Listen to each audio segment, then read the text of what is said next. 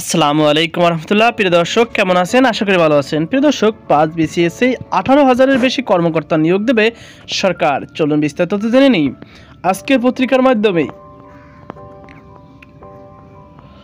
5টি বিসিএসের মাধ্যমে ক্যাডার পদে 12,710 জন এবং নন ক্যাডার পদে 5,439 জন সহ মোট 18,149 জনকে নিয়োগ দেবে সরকার। জনপ্রশাসন মন্ত্রণালয়ের সিনিয়র সচিব মোহাম্মদ মোখলেস উর রহমান আজ রোববার সচিবালয়ে এক সংবাদ সম্মেলনে এই তথ্য জানান। এই প্রতিবেদনটি গতকালকে বোঝানো হয়েছে।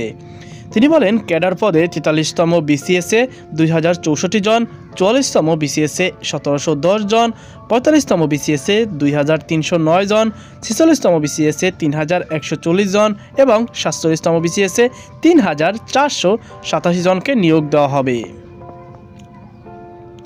এছাড়া নন ক্যাডার পদে 43তম বিসিএসে থেকে 642 জন, 44তম বিসিএসে 1,791 জন, 45তম বিসিএসে 1,570 জন, 46তম বিসিএসে 1,111 জন, 47তম বিসিএসে 325 জন সহ ক্যাডার ও নন ক্যাডার পদে 18,149 জনকে নিয়োগ দেওয়া হবে।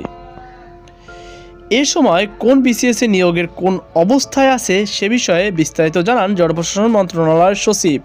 5টি বিসিএস থেকে যে পরিমাণ কর্মকর্তা নেবে সরকার: 43তম 2,064, নন ক্যাডার পদ 642 জন, মোট 2,706 জন, 44তমতে মোট 3,501 জন, 45তমতে 4,710 জন, 46তমতে 3,812 জন, 47তমতে 18,000 লেখছে, এখানে ভুল হয়েছে হয়তো টাইপিং মিস্টেকে।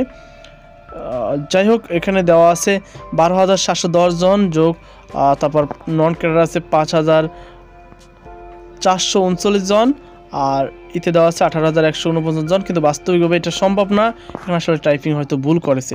যাই হোক, প্রিয় দর্শক, আপনারা প্রথমেই পড়ছেন এখানে 47তম বিসিএসে কয়জন নিয়োগ দেওয়া হবে এখানে আপনারা দেখছেন। যাই হোক, এখানে হয়তো টাইপিং মিস্টেক করছে, এখানে হবে 47তম নন ক্যাডারে 325 জন। তো এইভাবেই 18,000 নিয়োগ দেওয়া হবে। আশা করি আপনারা বুঝতে পেরেছেন। তো এই ছিল আমাদের সর্বশেষ আপডেট। এই সঙ্গে যদি আপনার কোনো মতামত থেকে থাকে অবশ্যই কমেন্ট জানাবেন। সকল বার্তা সুস্থ থাকুন। আজকে পর্যন্ত আল্লাহ হাফেজ।